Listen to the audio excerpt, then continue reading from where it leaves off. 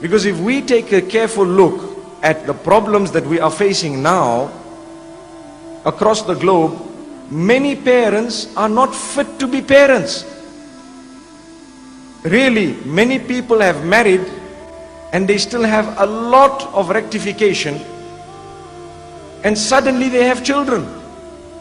They themselves, who need to guide the children, need guidance. That is what we are faced with nowadays.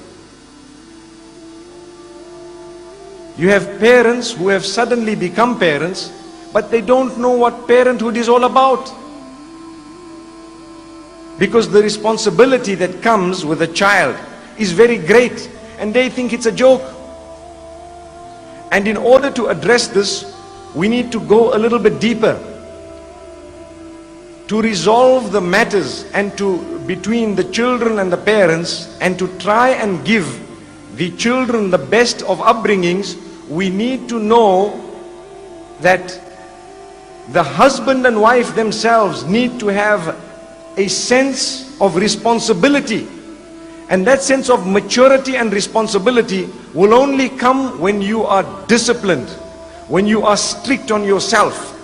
So many times you have young boys, I'm not so sure of the girls, but I can talk for the boys. You have young boys who have their friends, they sit with their friends up to 12 at night and 2 in the morning. Then a few years later, they get married. And when they get married, they still find themselves making the same time for their friends. That is prohibited, completely prohibited. How can a person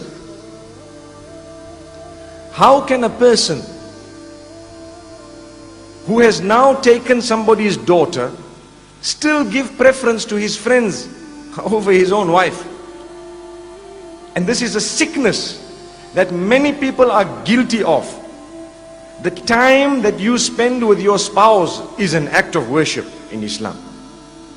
The time that you spend with your family members is an act of worship in Islam. So many people give preference to their businesses over their family members. Many people just sit and give preference to a newspaper over their family members. It's a fact. The man comes home from work, he is tired, he does not speak to anyone, he sits down, he wants to eat his food, he has a temper, and next thing he is busy reading the paper, or he literally plants himself in front of the television and he is watching television until late hours, then he switches it off and goes to sleep. He hasn't spoken to his wife, he hasn't spoken to his children. If any one of us here are guilty of that, today is the day you are being told directly that that is a major sin. Major sin. How can you give preference to a television over real people? Real people. Another problem is also the internet. Many people give preference to the internet and spend hours every day until 2 and 3 in the morning laughing and joking with a screen. If you want them to laugh, really, you've got to put a screen in front of them. They will see what is known as emoticons. You know what is an emoticon? Those small little faces that you have on the screen. Small cartoon style faces. They look at someone who sent them an emoticon and they laugh. But if you talk to them, they will look at you and say, hey, I'm busy. And I want to give you an example of a very good friend of mine, one of my best friends. Very, very highly educated. And he was so intelligent, he had 13 A's at O level and 4 A's at A level. He was given a scholarship at the University of Oxford. Some years later, I met him. I told him, tell me, what has Allah done with you? Meaning, what has happened in your life? He tells me, brother, I gave up the internet. I said, that doesn't make sense. I asked him about himself and he's just telling me I gave up the internet. So I said, what do you mean? He said, that is the biggest single achievement of my life.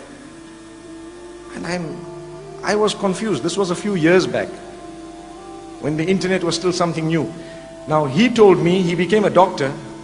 He actually became a psychiatrist later. He specialized. He told me, you know what happened to me? I was married and I was addicted to the internet. And I was sitting with the internet every day, every single day for 6 to 7 hours. And I became a person whose social life was the net. All my friends were on the internet. All the people I spoke to were on the internet. I ate, and mostly I even asked for the plate of food to come in front of the screen. So I would eat whilst I'm busy typing, whilst I'm busy looking, and so on.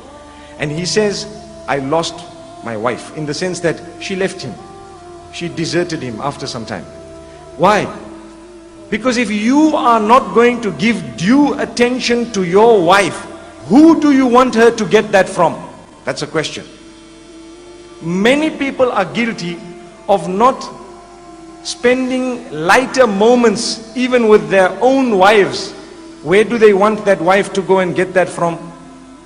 It is true, and we need to talk about it, because so many women are suffering in silence. It's a fact of life. They are too embarrassed to mention what is going on. And that is the beginning of the problem. Imagine the children that come out of such a relationship. What warped upbringing will they have? What type of a relation will there be between parent and child when the parent-parent relation is non-existent? So many people are guilty of not understanding that they have taken someone's daughter with the name of Allah. When we are officiating a nikah, you and I know that there are certain verses that are read. I'm sure you all know those verses. All of those verses have the consciousness of Allah mentioned in them. And I feel, and let's listen to this very carefully, that the most important verse is the third verse that is read. يا أيها الذين آمنوا اتقوا الله وقولوا قولا سديدا. O you who believe, be conscious of your Rabb, be conscious of your Creator, be conscious of Allah subhanahu wa ta'ala, and only utter that which is upright, that which is straight, that which is full of happiness, that which is full of contentment, that which is full of truthfulness, that which is away from falsehood, that which is away from deception, that which is not vulgar at all. That is the meaning of the term sadidan. Sadid means that which is straight. It will result in all forms of goodness, and it will keep you away from all forms of bad and evil. Why is this verse repeated when we are getting married? Can I inform you of one of the reasons? One of the reasons is that, do you know that 90% of your problems are caused by the tongue? 90% of any human being's problems are caused by the tongue. So Allah is saying, watch out. Be careful how you use that tongue of yours, especially in marriage. The question I have, how many of us utter words to make our spouses feel good? How many of us utter words to put a smile on the faces of our spouses on a daily basis? I think a lot of us are guilty of never doing that, or doing it very little. Every single day, it would be an act of worship for myself and yourselves to say a few words to make your spouse smile, both male and female. An act of worship. If we don't do that, we will have a hollow society. Outwardly, everything seems to be okay. Inside, nothing is okay. And people are suffering in silence. Why do we need people to suffer in silence? We don't. No one needs to suffer.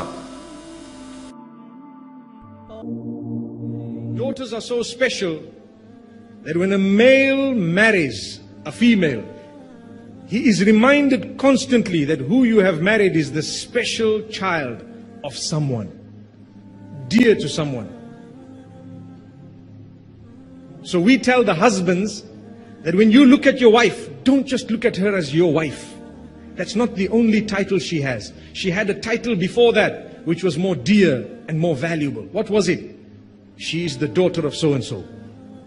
She also has her own family that loves her and respects her. So do not disrespect her. Do not abuse her. Like they say, don't make her cry. You know, when my wife cries, I always tell her I'm not supposed to allow you to cry. She says, I cry out of joy. MashaAllah. Okay, that's good. That's a good sign.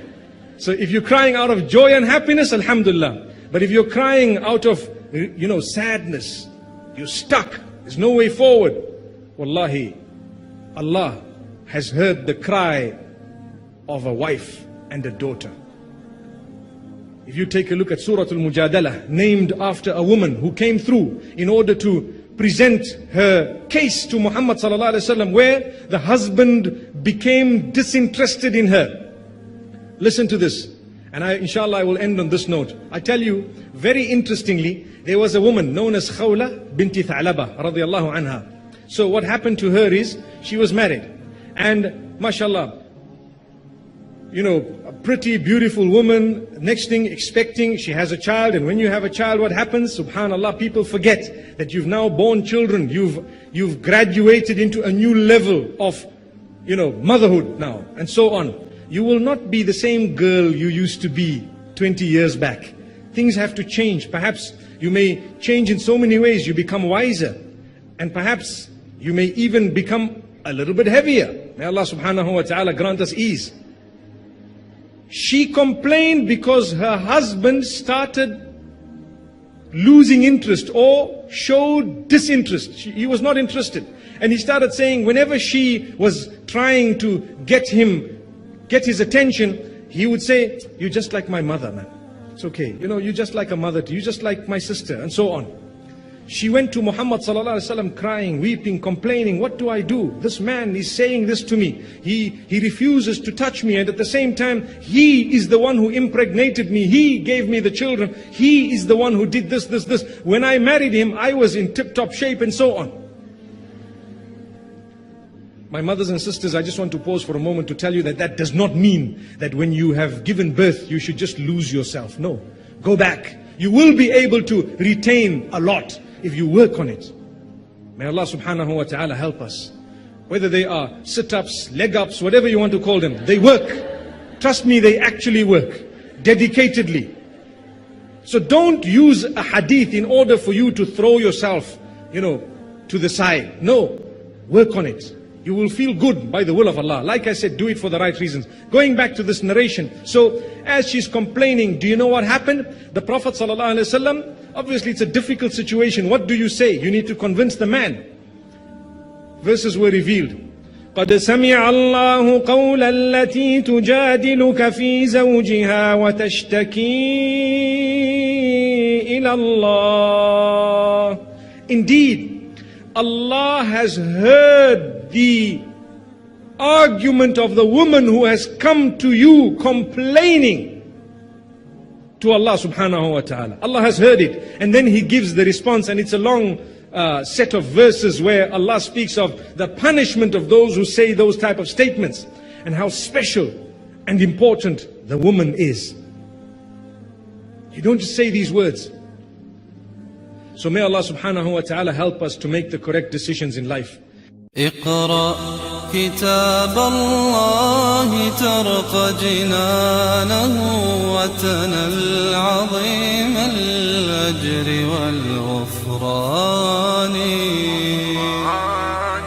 رتله روي القلب من نفحاته كالماء يروي لهفة العطشان